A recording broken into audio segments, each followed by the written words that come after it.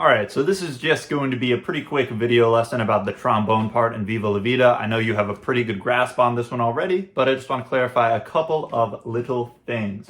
Firstly, I want to talk about those slurs that I mentioned to you in my response to your question on the practice reflection. It was a great question, by the way. Next, I want to talk about what the phrase dry would mean in the context of this piece. And other than that, I think you might just be good to go. So let's jump into it. Oh, first thing I want to talk about is just a reminder on the accents at the very beginning, or sorry, the staccatos at the very beginning of this piece.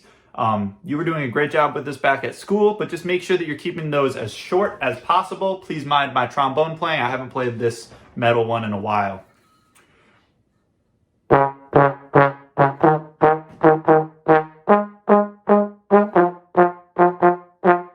Nice and short, separated. Think more separated than short, actually, because you don't want to cut off the sound. And we'll get more into that when I start talking about what I mean when we're talking about dry at letter D.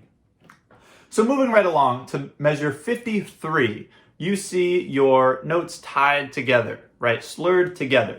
And the problem is with the trombone that you have a slide yourself already. So when you try to slur those together, like the D flat going to the E flat,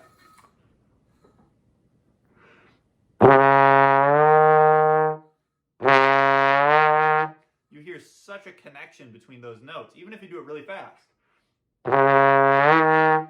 There's still something that isn't either of those notes in between.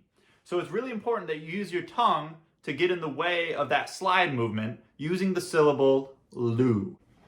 So I realized when I was trying this out myself that the way I recommended to you originally, lu, doesn't really work all that well. So my apologies for that, but instead think of the syllable do. But not just a do like right up against your teeth, a very far back in your mouth, do. You want to have your tongue like the roof of the mouth. Take a listen to how that sounds when I switch between these notes now.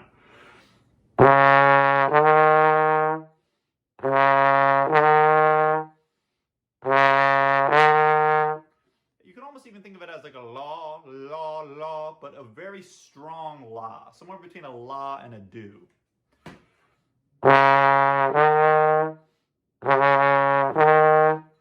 You kind of eliminate the slide sound in between where it's neither note while you're still creating the connection between the D flat and the E flat.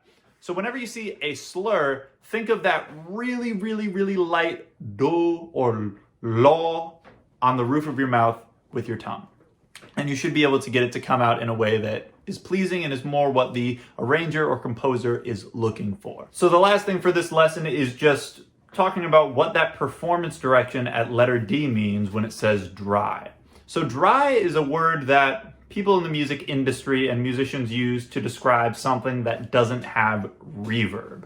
So reverb is an abbreviation of the word reverberation, which is essentially a small echo in a space.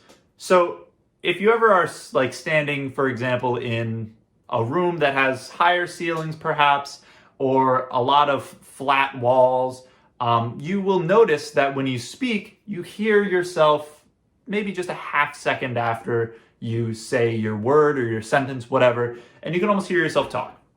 That delayed sound that you're making is reverberation, reverb.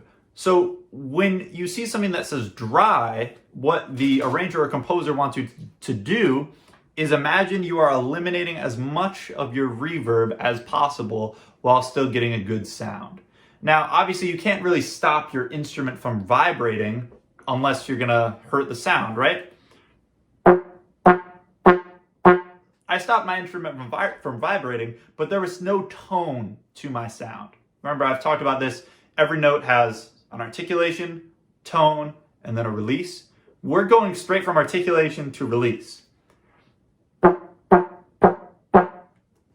We don't want that. We still want some tone. Dut, dut, dut, dut. If I say dut, I get no tone at all. So what I recommend for dry, to get something that has still some tone, but it's still very separated, not a whole lot of prolonging of the tone, we'll say, is the syllable da, da, da, da. And imagine you're lifting off of the end of it rather than closing it with your tongue. Take a listen to that.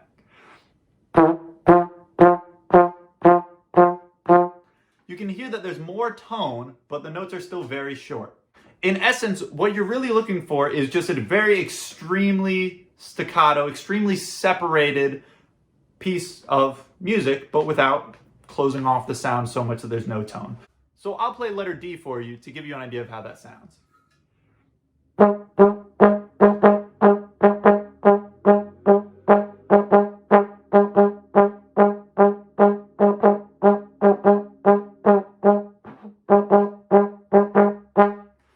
With the exception of a few little mistakes, you can tell that my notes are very, very, very isolated and short. There's not a whole lot of connection to the next note.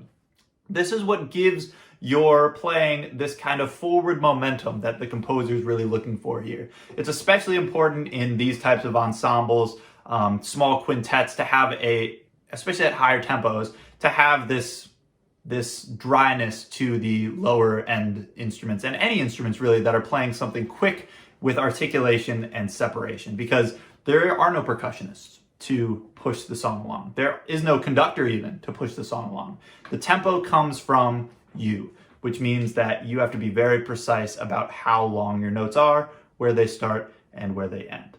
So that's all I've got for this lesson. If you have any questions, please ask. Otherwise, happy practicing and get that flip grid in.